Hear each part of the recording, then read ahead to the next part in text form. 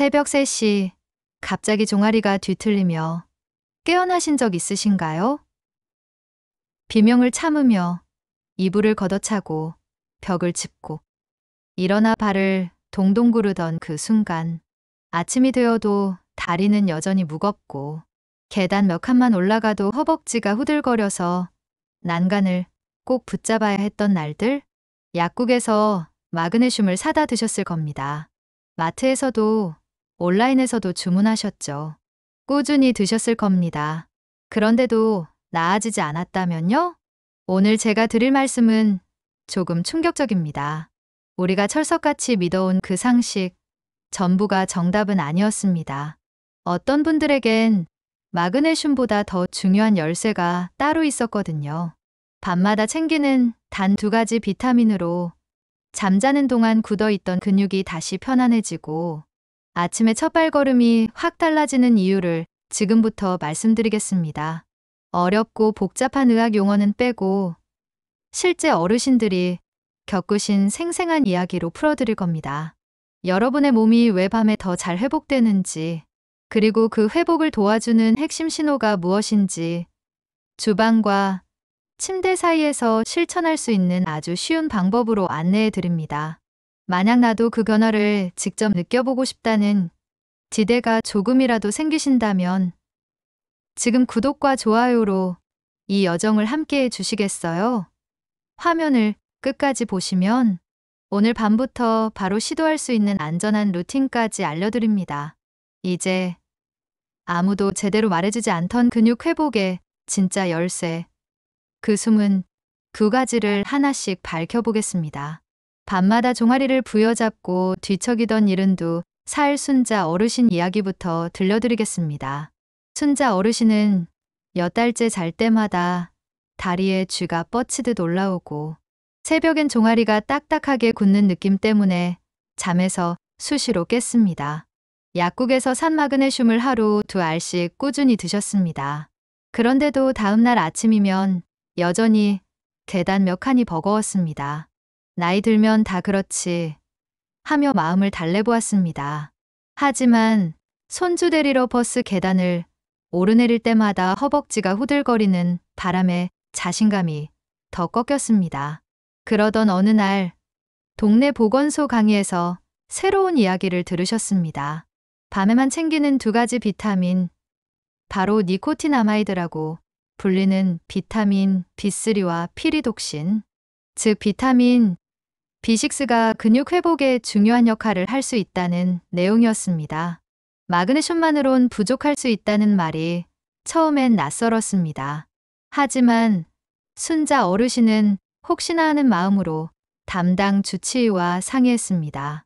다른 약들과 겹치지 않는지, 고용량은 괜찮은지 확인한 뒤 저녁 식사 후 2 비타민을 함께 챙기는 밤 루틴을 시작하셨습니다. 첫날, 둘째 날은 큰 변화가 없었습니다. 그런데 셋째 밤부터 이상한 변화가 느껴졌습니다. 새벽에 깨는 횟수가 줄고 아침에 일어나 첫 발을 내디딜 때 종아리에 돌덩이 같은 뻣뻣함이 조금 누그러진 겁니다. 일주일이 지나자 의자에서 일어날 때 이씨아 소리를 덜 내게 됐고 열흘쯤 지나선 버스 계단을 2 손잡이에 몸을 싣지 않고도 오르내릴 수 있었습니다. 무엇보다 큰 변화는 마음이었습니다. 자다가 깨지 않고 푹 자는 밤이 늘어나자 낮에 짜증이 줄고 손주와 공원에서 더 오래 걸을 여유가 생겼습니다. 순자 어르신은 그제야 깨달았습니다. 그동안 마그네슘은 근육을 이완시키는 데 도움이 되었지만 밤사이 망가진 근육을 다시 짓는 일에는 다른 열쇠가 필요했구나 하고요. 여기서 왜 하필 밤이고 왜 하필 이 2 비타민일까요? 쉽게 풀어 말씀드리겠습니다. 우리 근육은 낮 동안 계단을 오르고 장을 보고 집안일을 하며 작은 상처와 미세한 손상을 수없이 만듭니다. 수면은 그 상처를 메우고 벽돌을 다시 쌓고 전선을 정리하는 시간입니다. 비타민 B3의 한 형태인 니코틴아마이드는 세포 속 에너지원 공장에 연료를 보태는 작업, 반장 같은 역할을 합니다. 몸안 에너지 회로의 핵심인 NAD+라는 조수를 든든히 채워주어 고장난 미토콘드리아를 정비하고 낡은 부품을 갈아 끼우는 속도를 높여줍니다. 덕분에 근육 줄기세포, 즉 상처, 나면, 단려와 세살을 돋게 하는 예비 인부들이 더 활발하게 움직일 여건이 마련됩니다. 반면 비타민 B6는 망치와 드라이버가 잘 맞물리도록 도와주는 만능 공구 같은 존재입니다. 단백질을 벽돌로 쓰려면 아미노산이라는 작은 조각을 알맞게 가공해야 하는데 이때 비타민 B6의 활성형, 즉 PLP가 꼭 필요합니다. 근육이 단단히 자리 잡으려면 신호등처럼 켜졌다 꺼졌다 하는 여러 통신 신호가 정확해야 합니다. B6는 그 신호가 헛돌지 않게 그리고 과도한 염증이 공사장을 어지럽히지 않게 붙잡아주는 역할을 합니다. 쉽게 말해 B3가 밤새 공장을 켜고 불을 밝히면 B6가 도면을 읽고 자재를 제때 맞춰주는 셈입니다. 그래서 둘을 함께 쓸 때 시너지가 나기 쉽습니다. 완전히 다른 자리를 담당하지만 같은 목표를 향해 손발이 척척 맞는 팀워크가 생기는 것이죠. 이제 76살 만호 어르신의 사연을 들려드리겠습니다. 만호 어르신은 은퇴 후 텃밭을 가꾸는 게 낙이었습니다. 그런데 어느 순간부터 호미질을 조금만 해도 팔이 떨리고 밤이면 정강이가 꽉 조이는 느낌 때문에 잠을 설쳤습니다. 병원 검사에서 큰 이상은 없었고 마그네슘을 더 올려보시죠라는 조언을 따라 캡슐을 늘렸습니다. 그러나 다음 주, 그 다음 주도 상태는 비슷했습니다. 그러다 손녀가 보내준 자료에서 밤에 B3와 B6를 함께 챙긴 어르신들의 의자에서 일어나기 기록이 좋아졌다는 이야기를 보고 해볼 만하다 싶어 주치의와 상의 후 시작했습니다. 처음 일주일, 만호 어르신은 일기장에 이렇게 적었습니다. 첫날, 새벽에 한 번 깼다. 둘째 날, 종아리 통증 10점 만점에 7점. 넷째 날 6점. 일주일째 5점. 수치가 반토막난 건 아니었지만 내리막길을 분명히 타고 있었습니다. 2주차에는 텃밭에서 10분 하던 일을 20분 해도 팔이 덜 떨렸고 삽질 후 돌아와도 다리가 덜 끌렸습니다. 그리고 눈에 띄는 변화가 또 하나 생겼습니다. 아침 첫 발을 디딜 때 살짝 구부러지던 허리가 더 곧게 펴졌다는 겁니다. 밤 동안 근육이 더 말랑해지고 작은 미세 손상이 더 빨리 봉합되니 다음 날의 출발점이 매일 조금씩 높아진 것입니다. 만호 어르신은 이렇게 표현했습니다. 마그네슘이 열쇠라면 이 두 비타민은 시동 버튼 같았다고요. 시동이 걸리니 엔진 소리도 조용해지고 가속도 부드러워졌다는 의미입니다. 여기까지 들으면 그럼 마그네슘은 필요 없나요? 하고 물으실 수 있습니다. 그렇지 않습니다. 마그네슘은 여전히 근육이 갑작스레 조일 때 풀어주는데 도움을 줄 수 있습니다. 다만 많은 분들이 간과하는 부분은 근육이 밤새 다시 지어지는 과정에 직접 연료와 설계를 제공하는 주역이 따로 있을 수 있다는 사실입니다. 하루 종일 쓰고 다른 근육을 편안히 풀어주는 것과 다른 부분을 붙이고 세살을 돋게 하는 일은 엄연히 다른 공정입니다. 전자는 마그네슘이 도와줄 수 있지만 후자는 B3와 B6가 큰 몫을 할 수 있습니다.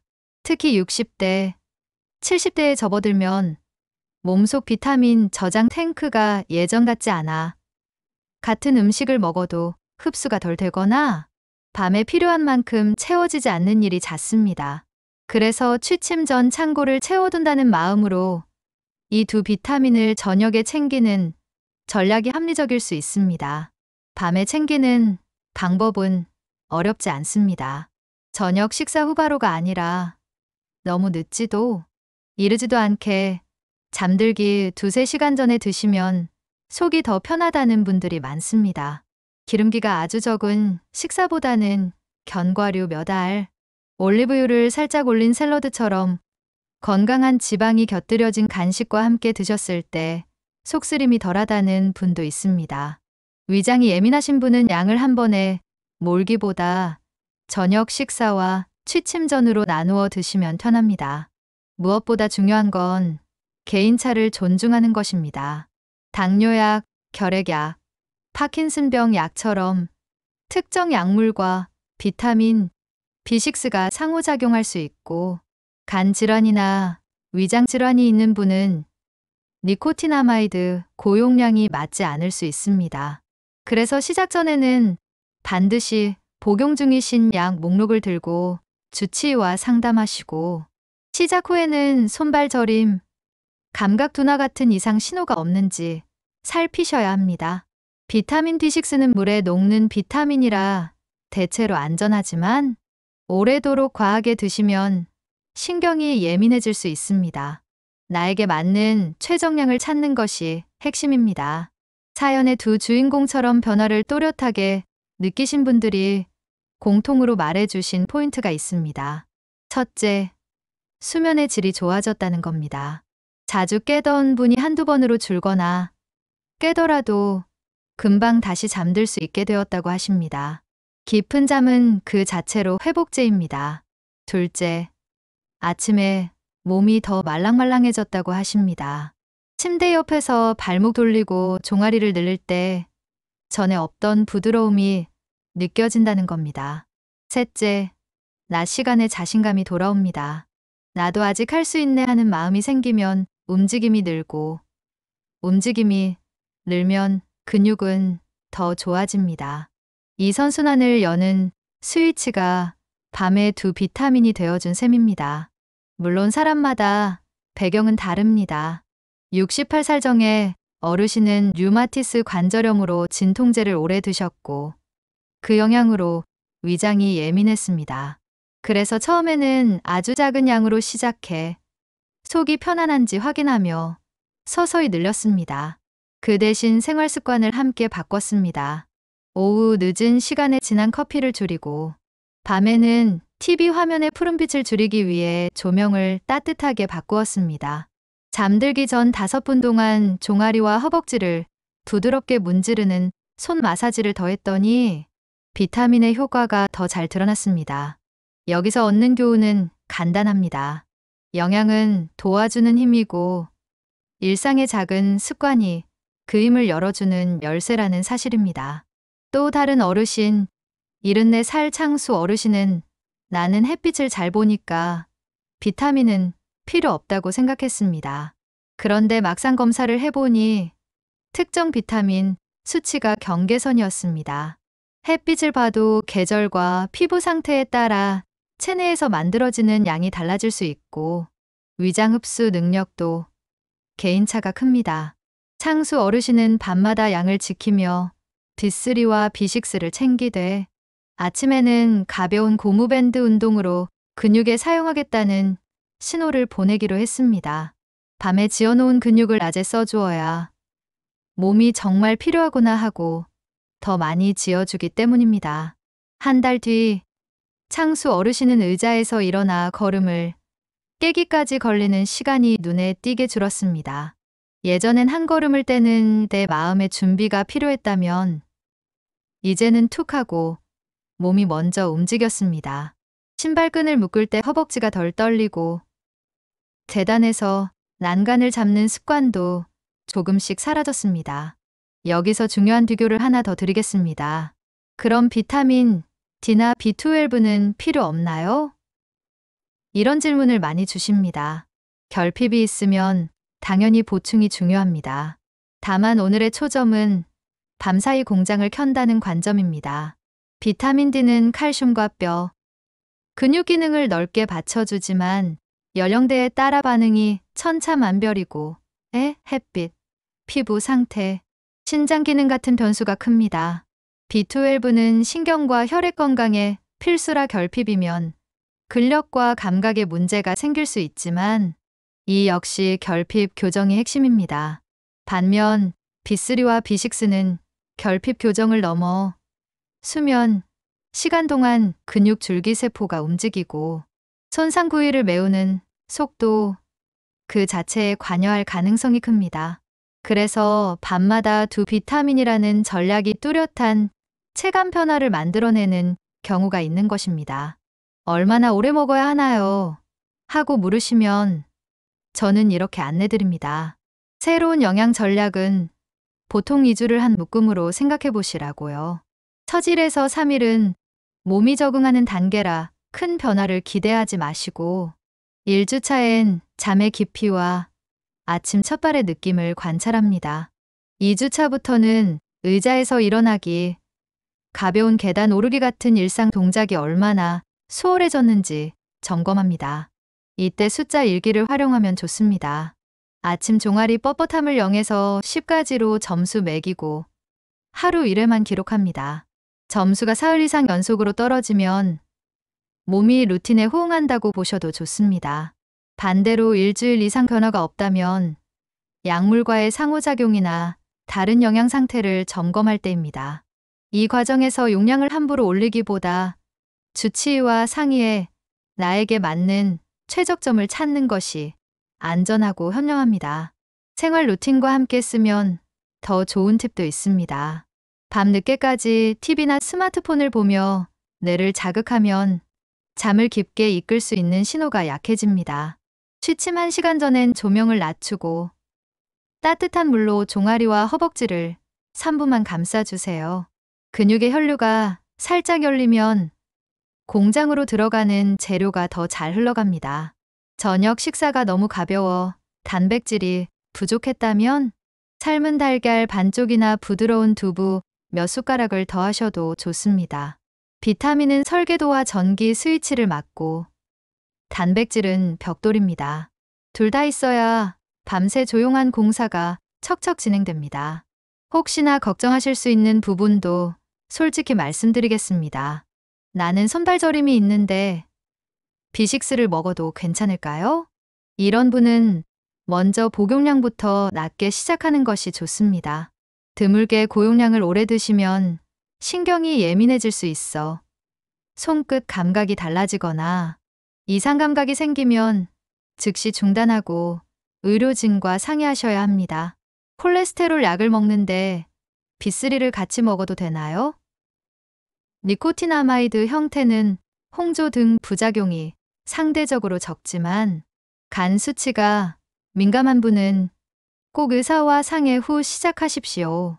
또 밤에 술을 곁들이는 습관이 있는 분은 그날만큼은 영양제를 쉬는 것이 안전합니다. 알코올은 밤 공장을 어지럽히는 불청객이기 때문입니다. 이쯤에서 변화 전후를 한 프레임에 담아보겠습니다. 변화 전에는 밤마다 쥐가 났고 자주 깨서 잠이 얕았습니다. 아침이면 다리가 무겁고 의자에서 일어나는데 시간이 걸렸습니다. 계단은 늘 마음의 준비가 필요했고 외출을 줄이는 날이 많았습니다. 무엇보다 나는 이제 늙었지라는 체념이 매일 조금씩 쌓였습니다. 변화 후에는 새벽 각성이 줄고 잠결이 깊어졌습니다. 아침 첫발이 가벼워지며 의자에서 일어나는 동작이 자연스러워졌습니다. 계단에서 난간을 덜 잡게 되었고 공원 산책의 반경이 넓어졌습니다. 나도 할 수 있다는 마음이 생기며 움직임이 늘었고 움직임이 늘자 근육은 더 좋아졌습니다. 이 선순환의 첫 단추가 바로 밤마다 두 비타민이었다는 것을 사연의 주인공들은 몸으로 확인했습니다. 마지막으로 기억해 주실 점을 정리해 드립니다. 마그네슘은 여전히 유용한 도우미입니다. 다만 밤사이 재건 공정을 돕는 중심축으로는 니코틴아마이드와 피리독신이 중요한 역할을 할 수 있습니다.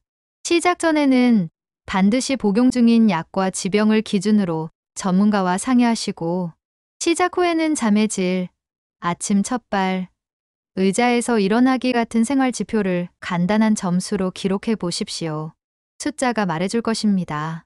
그리고 무엇보다 영양은 생활과 함께 갈 때 가장 빛난다는 사실을 잊지 마세요.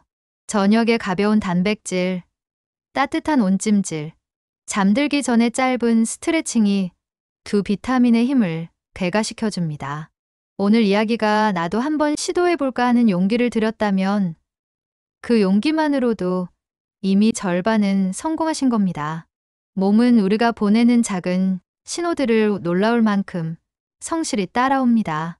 밤에 공장을 켜고 아침을 가볍게 맞이하는 변화, 여러분도 충분히 가능하십니다. 안전하게, 천천히, 그러나 꾸준히 여러분의 내일 아침 첫발이 오늘보다 한 뼘 더 가벼워지길 진심으로 응원합니다.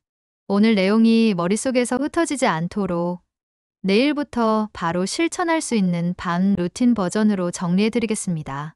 우선 첫째, 저녁 시간대를 정해주세요. 취침 2~3시간 전이 좋습니다. 너무 늦으면 속이 더부룩할 수 있고 너무 이르면 잠드는 동안의 기회를 놓칠 수 있습니다. 둘째, 속이 편안한 간단한 간식을 곁들입니다. 견과류 몇 알, 올리브유 살짝 뿌린 샐러드, 부드러운 두부나 삶은 달걀 반쪽이면 충분합니다. 셋째, 비타민은 처음엔 적게, 반응을 보며 천천히라는 원칙을 지켜주세요. 개인차가 크기 때문에 표준 용량 안에서 시작해도 되고 더 낮게 시작해도 됩니다. 넷째, 비타민은 어디까지나 스위치라는 점을 잊지 마세요. 밤 루틴 앞뒤로 5분 스트레칭과 따뜻한 찜질을 곁들이면 스위치가 켜지는 소리가 더 또렷해집니다. 발목 돌리기 10회, 종아리와 허벅지 부드럽게 문지르기 3분이면 충분합니다. 실천 계획은 2주를 한 묶음으로 권해드립니다. 1주차에는 몸의 신호를 관찰합니다. 새벽에 깨는 횟수, 아침 첫발의 느낌, 의자에서 일어날 때의 막힘 정도를 0에서 10까지로 간단히 기록하세요. 예를 들어 아침 종아리 뻣뻣함 7점, 의자에서 일어나기 어려움 6점처럼 숫자로 적습니다. 2주차에는 일상 동작을 한 가지 골라 꾸준히 비교합니다. 집 안계단 6칸 오르기, 거실 끝까지 10보 걷기, 식탁 의자에서 팔힘 덜 쓰고 일어나기 같은 아주 평범한 동작이면 충분합니다. 숫자가 사흘 이상 연속으로 내려가면 몸이 분명히 호응하고 있다는 뜻입니다. 변화가 애매하면 조급해하지 마시고 수면 시간, 간식 구성, 저녁 카페인, 섭취 등 주변 요인을 먼저 조정해 보세요. 안전은 언제나 최우선입니다.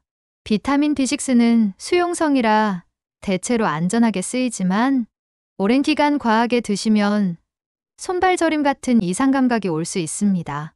손끝 감각이 둔하거나 찌릿한 느낌이 생기면 바로 중단하시고 주치의와 상의하세요. 당뇨약, 결핵약 아이소니아지드, 파킨슨병 약 레보도파 등과는 상호작용이 있을 수 있으니 복용 중인 모든 약을 적어 의료진께 꼭 보여주시기 바랍니다. 간 질환이나 위장 질환이 있으신 분, 음주 습관이 잦은 분은 B3, 니코티나마이드 사용 전 반드시 의료진과 상담해 주세요.